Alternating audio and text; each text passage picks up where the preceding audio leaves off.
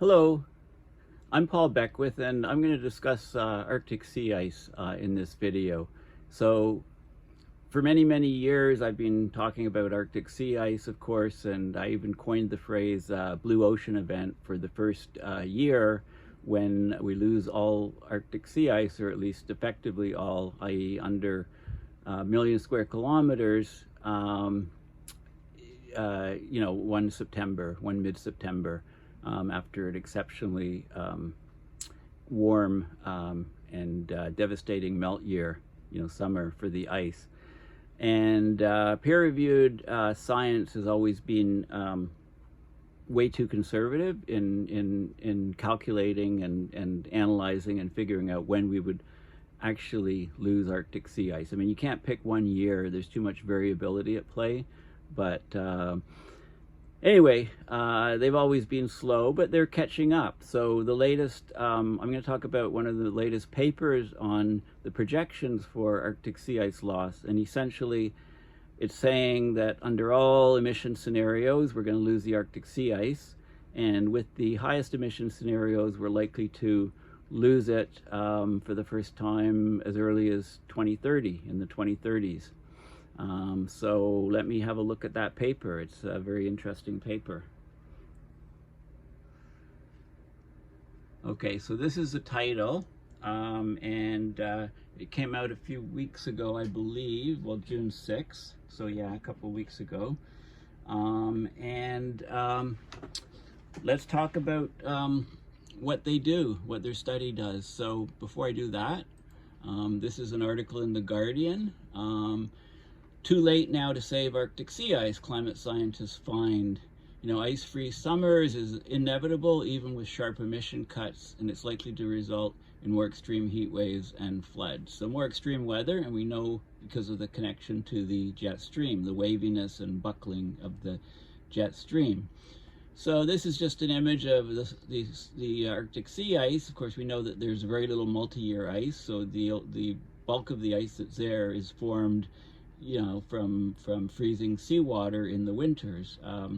Summer Arctic sea ice has shrunk by 13% a decade since 1979, which was when the first satellite records were obtained. Okay, so this is it's a good catching up. It's good for mainstream science to get on the ball and to catch up to what's actually happening.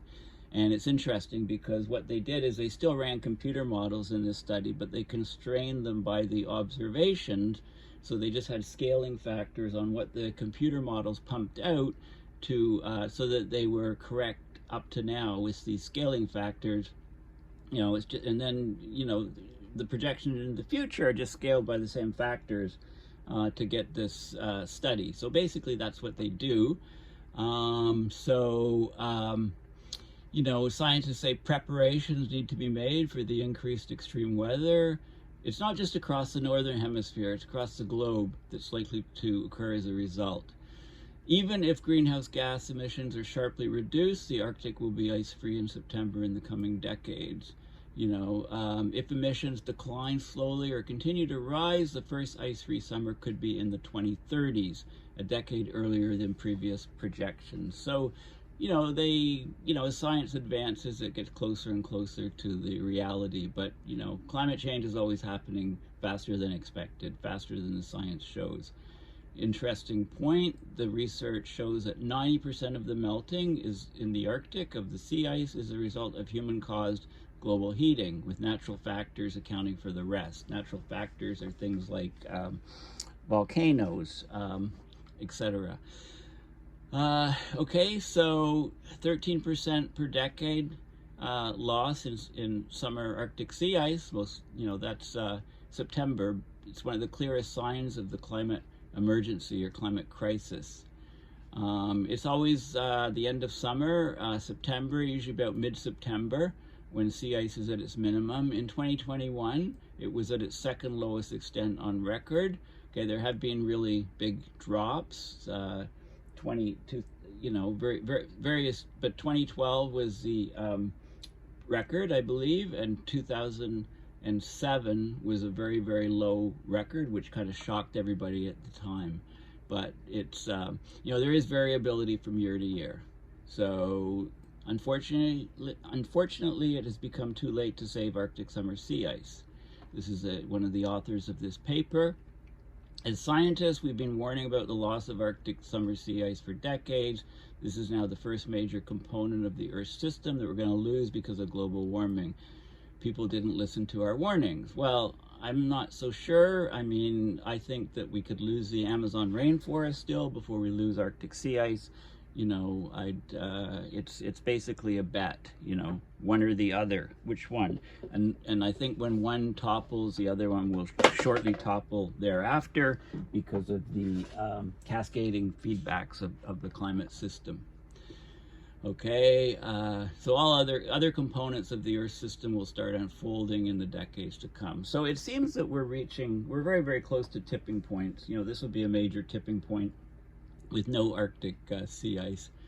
We're on the brink of multiple disastrous tipping points, like one tips and then another and then another. You could argue in the paper, Global Warming in the Pipeline by Hansen, which I discussed in great detail, basically 2010 seemed to be a tipping point for the atmospheric temperatures because of the reduction of aerosols, Hansen was arguing in the paper. I'm looking forward to his paper coming up on, that paper was Global Warming in the Pipeline, and he's going to have a global sea level rise in the pipeline coming out very, very soon. So that's something to watch for.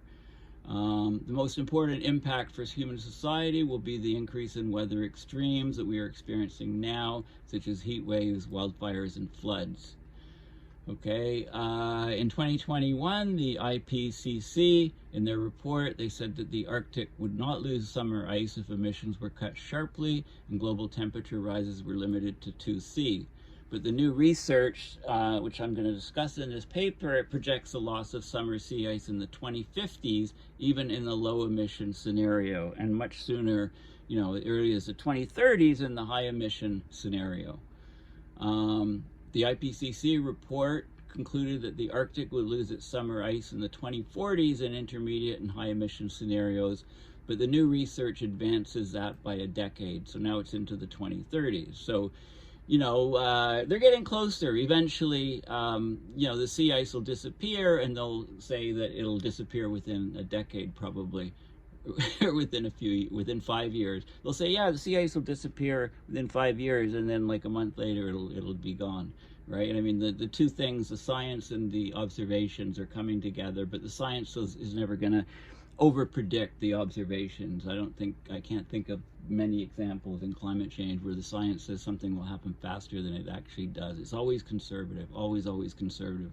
And there's a number of big reasons for that. So in this study, the scientists first established how much rising greenhouse gases have contributed to ice melting compared to natural factors like solar variation in the sun's intensity and volcanoes. Humans really are to blame for almost all of the loss of Arctic sea ice. No surprise there, it's over 90%. Okay, so calibrating the models, the computer models are run, they're always slower. So in order to use the models, what we do is we constrain them to the observations. Okay, so we run the model, it says what's going to happen now, in the future, and it says what will happen now, and then we constrain it to the observations in the last number of years, and use these fudge factors or beta factors, if you like, and just scale each month to the model to observations, and then see what the predictions are. So that's basically what's done, and it's showing, okay, so the ice is going decades before we've thought. In the intermediate and high emission scenarios, August and October will also become ice-free. Now, I've talked about this. I said I've talked about this many times, maybe not recently, maybe not as much as I should, but when we lose Arctic sea ice in the Blue Ocean event, say mid-September of a year in the very near future, within a few years, it's likely that we'll lose August and October, and then within a few more years, July, August, September, October, and November, and then eventually year round. Okay, so I'm still holding by what I've said. Of course, faster melting of Arctic sea ice leads to a vicious cycle of more heating because the dark ocean is exposed. The ice melts, the ice reflects, the seawater underneath absorbs. So, this is causing Arctic temperature amplification. And of course, it weakens the jet stream because it lowers the temperature difference to the equator. I sound like a broken record when I say these ties, but they're very, very important for people to understand. And the broken jet streams can be blamed for the heat wave in the Pacific Northwest of the U.S. in 2021, catastrophic floods in Pakistan in 2022, et cetera, et cetera, et cetera. Weaker jet stream, more wavy in the north-south direction. I mean, look at the jet stream now. It's unbelievable what it's doing. And of course, with no Arctic sea ice, the acceleration will occur on the melting of the Greenland ice cap. That drives up sea level, melting of permafrost in the north, releasing more greenhouse gases, etc. So they quote Cerise. He's with the National Snow and Ice Data Center. He says the key message is that we are pretty much destined to lose the Arctic sea ice cover in late summer. The question is, when will this occur? And it's interesting, over the last decade, there hasn't been much of a downward movement of the September sea ice, but the trend is, of course, down. There's natural variability in the system. 1 year we're going to be whirling along, and then suddenly, boom, there's absolutely no ice in the Arctic Ocean. And this is the Blue Ocean event. That's the phrase I coined many years ago. And this may happen as soon as 2030, according to this. Who knows? With the very strong El Nino and the reduction of aerosols that is going on and the temperature records of the ocean that are being smashed right now, maybe we're looking at this in just a few years. But anyway, the most recent science said it would be the 2040s, but now it's saying it could be the 2030s. Okay, so that's the key point. And this is hugely significant for humanity. Now, the National Snow and Ice Data Center have an interesting little article about, is the Arctic sea ice loss changing the weather? I mean, the answer is yes. The short answer is yes, but there is still some back and forth with this. So anyway, we do know that since the 80s, extreme weather events like heat waves, storms have increased, affecting millions of people across the globe, causing many billion-dollar weather events. And so the idea is the Arctic ice is retreating, the Arctic is warming at huge rates compared to the global average, and it's causing a decrease in the gradient to the equator, the temperature difference, so the jet stream slows down, becomes wavier, etc. But there are some climate scientists that still argue that a clear relationship doesn't exist. So it's still a very, very active research. It's vital to nail this down for humanity. And I think it's pretty clear, I think it's a no-brainer that if you look at the big picture and drill down, you can see that, of course, the jet stream has to change when the Arctic temperatures get much, much warmer. And there are connections between ice loss in certain areas like the Brent and Kara Sea, causing cold outbreaks in parts of Asia, or ice loss in the Chukchi Strait and the adjacent seas, causing cold outbreaks in North America. Anyway, Arctic warming is outpacing the global average. Okay, since 2000, Arctic temperatures have risen at twice the rate of global temperatures, possibly faster. Okay, it's actually more like 3 times, 4 times, 5 times, 7 times. It depends on how high up in the Arctic you go. But anyway, this is a 1991 to 2020 average. This is global temperature rising here, and this is how the Arctic is warming at much larger rates. This is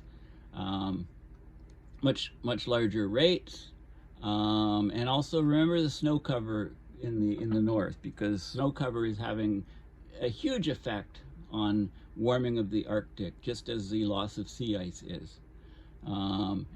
snow reflects a lot of sunlight, so losing snow cover in the spring, it reveals the dark soil and forest underneath, and that absorbs more sunlight, which further warms the region. And same thing with the sea ice, huge feedbacks.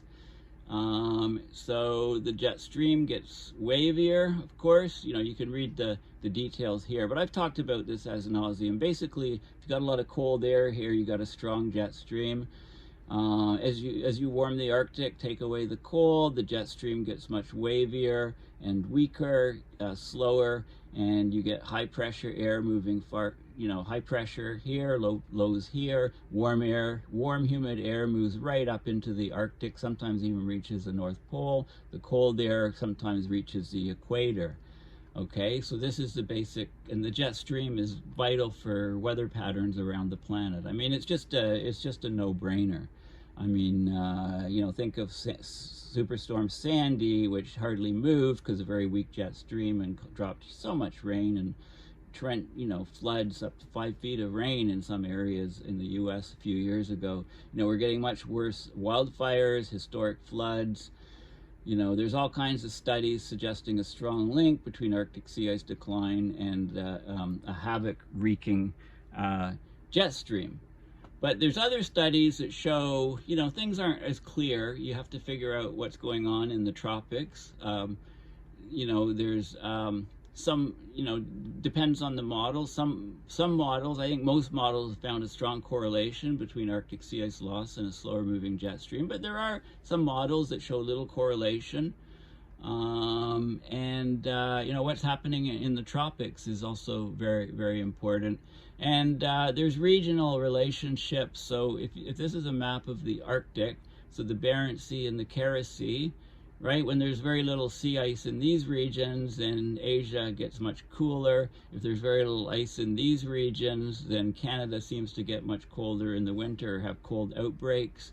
Like the Chukchi and Bering Seas, there's a link between low sea ice extent in this region and an almost cold in Central or Eastern North America. Okay, so there's also some studies that say you should really look at the tropics as well. Of course, Jennifer Francis has done a number of papers on the jet stream, and I try not to miss any of the papers that she works on. Okay, so this is Arctic sea ice, which is the key for changing the jet streams, which is in changing the weather patterns. Now, I want to talk about the conversation. It's an Australian publication, so they have had this article on this paper. Arctic Ocean could be ice-free in summer by 2030s. That this would have global, damaging, and dangerous consequences. Some people in the doomer community have been saying for many years that, it's game over when the Arctic Ocean's ice-free. Right? Well, what do you mean it's game? In what way? I mean, is it game over? Anyway, the Arctic Ocean could be ice-free in summer by the 2030s, so we're going to find out fairly soon. Even if we reduced emissions between now and then, no sign of that happening at the moment, reducing emissions. So predictions of an ice-free Arctic Ocean have a long and complicated history, and the 2030s is sooner than most scientists had thought possible. What we know for sure is the disappearance of sea ice at the top of the world would not only be an emblematic sign of climate breakdown, but it would have global, damaging, and dangerous consequences. Of course, the Arctic has been heating faster than any other part of the planet. It's on the front line of climate change, right? So this is, a good graphic of the ice growing in the winter and melting out in the summer. And there's less ice in every month of the year as the planet continues to warm. So there's less ice forming in the winter, and there's less ice left. And also, almost all of the multi-year ice, the vast majority of the multi-year ice has vanished already. So the only ice up there is the ice that forms from freezing seawater. Nothing survives the summer, or not much survives for the summer to become multi-year ice. So basically, over the past 40 years, the multi-year sea ice has shrunk from around, well, it says multi-year, I mean, if you look at the age of the ice, okay, you need to look at those curves. I don't like the way this is worded, but anyway, they say that the ice left over really has shrunk from 7 million square kilometers to 4 million, and that's a huge climate change signal. There's been considerable effort invested in determining when the Arctic Ocean might first become ice-free in summer. And I like this article because it says it's sometimes called a blue ocean event. Well, thank you. That's my term. And that's defined as when the sea ice area drops below 1 million square kilometers. This threshold, it says here, this threshold is used mainly because older, thicker ice along parts of Canada and northern Greenland is expected to remain long after the rest of the Arctic Ocean is ice-free. They're still saying this, and I think this is completely wrong. The problem is that along parts of Canada and northern Greenland, we're at much lower latitudes than the North Pole, and it's much, much warmer, and I think that ice is going to be devastated, and I think that the only ice left will be floating around the North Pole, right? So that's, you know, another way of looking at it. We can't put an exact date on the, should say first, not last, on the first blue ocean event, but when in the near future would likely mean open water at the North Pole for the first time in thousands of years. And here's the thickness. Here's an image of the thickness back in March. You know, thickest ice here, thinnest as you go over. This is in meters, so, you know, most of the ice is very thin. The reason why it's a bit thicker there is because the ice, you know, because of the current movement of the ice can get piled up on this side. Okay, so it's both the atmospheric and ocean circulation and atmospheric and ocean temperatures, flows of heat that make it very, very difficult to model when we lose the Arctic sea ice. And I like this. So back in the 2000s, early models found generally underpredicted the loss of sea ice. Okay, and then next generation models did better and better, but they're still very, very, very slow. Okay, and they're always way behind the step. And then it says, as a consequence of the problems with the climate model, some scientists have attempted to extrapolate the observational record, resulting in the controversial and ultimately incorrect assertion that this would happen during the mid-2010s. Like Peter Wadhams is on the link, and also myself. Okay, so anyway, the latest science is showing, you know, ice-free by, you know, the 2030 or the 2030s. Okay, so what they did is they ran the models and then they constrained the models with observations to find out, and they find that the Arctic could become ice-free in summer as early as 2030 if we do even if we do a good job of reducing emissions between now and then. Okay, there's still plenty of uncertainty around the exact date because of natural chaotic fluctuations in the climate system, but we're getting closer and closer to a blue ocean event. And Arctic sea ice is a very important component of the climate system, right? Because of the feedbacks, and, you know, no Arctic sea ice, Greenland ice sheets are going to melt much, much faster, and that contributes to sea level rise. And of course, it changes the atmosphere, and there's many highly undesirable consequences. Okay, so now let's look at some of the details of the actual peer-reviewed scientific paper. Okay, so abstract and figures are what you need to focus on in a paper. I read this paper in detail, but basically what it's showing is that the assessment, the last IPCC report, AR6, Assessment Report 6, it assessed that the Arctic's projected to be on average practically ice-free in September near mid-century, about 2050. Under intermediate and high greenhouse gas emission scenarios, but not under low emission scenarios. And this was from simulations of the CMIP-6, Coupled Model Intercomparison Project Phase 6, CMIP, so the computer models.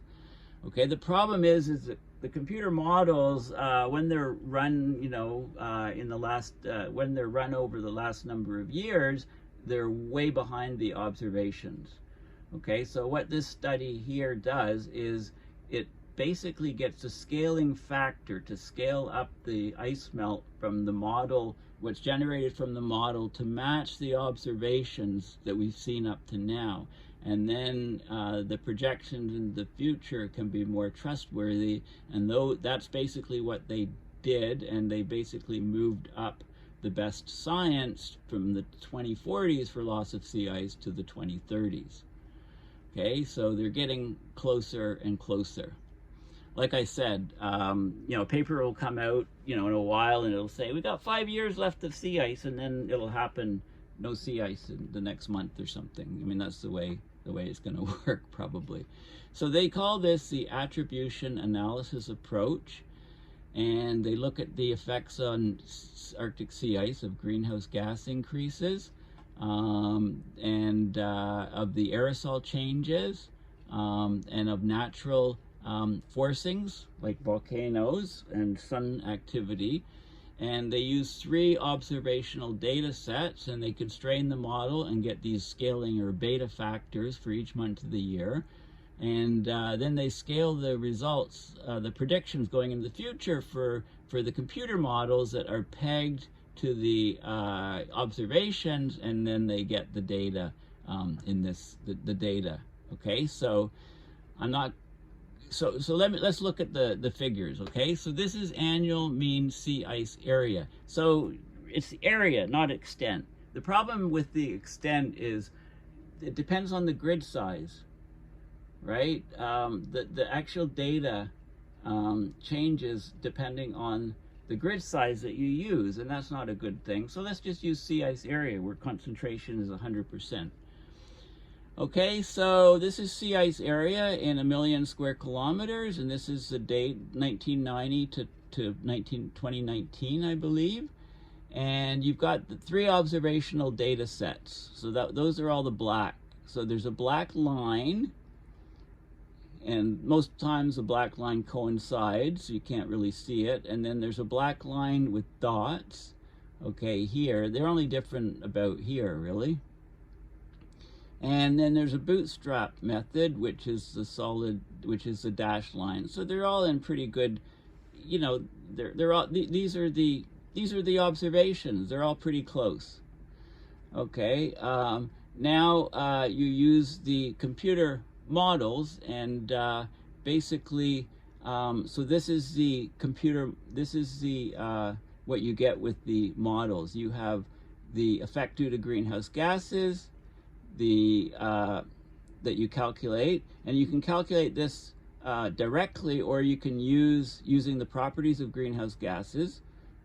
This is all considering everything, but you can also take greenhouse gas plus, and that's basically that's all minus aerosols minus natural, and then you can compare these two to see, arrive at it in 2 different methods. Now this is a trend. This is over the 41-year period in millions of square kilometers reduction. So this is one data set, another data set, another data set. So there's a bit of variation, right, depending on the methods they're collecting it, but that's the observations. And then you have the computer models, and you can see that the all here is everything considered. This is a natural effect, very small. Aerosols can't even see an effect. And the greenhouse gas effect, and then the all minus aerosols minus natural to give you this, to compare to this, right, for a sanity check. And basically you can see that the observations we've lost a lot more ice in reality than the best models show. So what we do is we compare this to this, and we get a scaling factor to increase this. We compare this to this and do the same thing, and compare this to this, right? This shows the most observational loss. So we have a scaling factor. We do that for every month of the year. And then when we go into the future with the results from these models, we scale them by the same factor, right? So we're pegging the model basically to be correct for the observations based on the scaling factor. So our projections into the future should be more accurate. So let's look at the results. So this is this is one of the observational data sets, and you can see month 1 to 12. And you can see, so September's 9, this is August, September, October. And you can see the, so this is the, basically the sea ice, how much sea ice is lost, right? You know, you can basically, so 1 data set, 2 data sets, 3 data sets, you know, there's some variation, but they're basically all, you know, very, very close. And then you can do the computer model. So here's the computer model. It way underestimates all of the observational data sets. So this is bad. So we need to multiply each month by a scaling factor, a different scaling factor for each of the different models to bring this so that this looks like this for that model, bootstrap, so that this looks like this for that model. So you have a different scaling factor for each month to replicate this, and then you do the same thing for this for the 3 models, right? You get the idea? So then you have the models for the greenhouse gas effect, and you can compare it to the greenhouse gas plus effect, right? Pretty close. The aerosol effect and the natural variation, which isn't eliminating the sea ice. Okay, so we can do that, and then we get these scaling factors or betas for each month. So there's, you know, there's scaling factors, there's a greenhouse gas, an aerosol, and a natural one. So you get these scaling factors for each of the methods, and then you use those scaling factors to look at the trends. Okay, so this is the trends. So we have each month here across. We've got the 3 different data sets. So this is the observations. This is September, right? This is the observations in September. So it's always the black is the observations. This is what the greenhouse gas plus is showing. And so you need to scale the model up to the observations in each case. Okay, but you see there's a difference for each month. So scaling factor is different for each month. Okay, and that way we can get the model tweaked, if you like, to give future projections. And then these are the future projections of the models. The SSPs, which is the, you know, the latest, it's shared socioeconomic pathway. That's the term that's being used in the last IPCC report, and you get low emission scenarios to highest emission scenarios, and the unconstrained is without scaling the data. So this is the computer models running unconstrained, right? It's always under predicting, and this is the data here. Okay, so you scale. So this is for the 3 different data sets, using the beta factors to change the unconstrained, and you can see where they go through 0. Okay, so low emission scenario, it's more like, you know, if you look at the first model, the first data set goes to 0 or under 1 million square kilometers. This is sea ice area versus year. Maybe 2050. You know, this one's about 2040. This is, you know, this is about 2050 again, and this one here is about before 2040, so 2030 something. So they say in the title the 2030s, but if you look at, you know, this will be about 2020, this will be about 2030. I mean, nothing actually, well, the error within the band of error, it could be, you know, as early as 2030. 2020, that's about 2030, I guess, there. Okay, and so there's a large, you know, within the spread of variability, we can say the 2030s. You know, this is actually, you know, 2038 maybe or something, right? So this is this is showing that the sea ice free year for the different things. So unconstrained in the low emission scenario, it never happens. Unconstrained as you go up in the emissions, it does happen.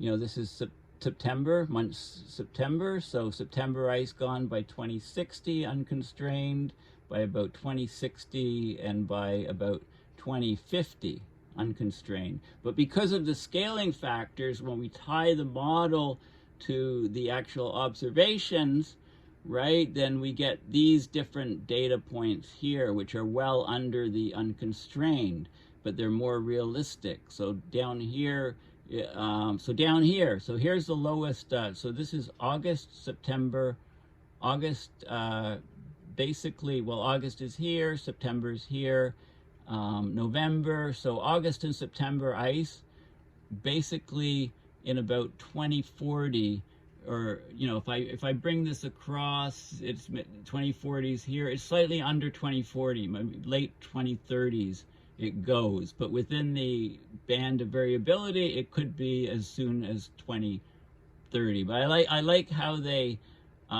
put I like how they put in the title by the 2030s, you know, and I mean right here, right, they talk about, you know, as early as the 2030s, right, instead of the 2040s, and same thing, you know, in these other here, 2030s, could be by the 2030s, you know, even though 2038 is what the paper is showing, but that's in the 2030s, so people will remember, oh, by 2030 maybe it'll be gone. Okay, so this is a very interesting paper.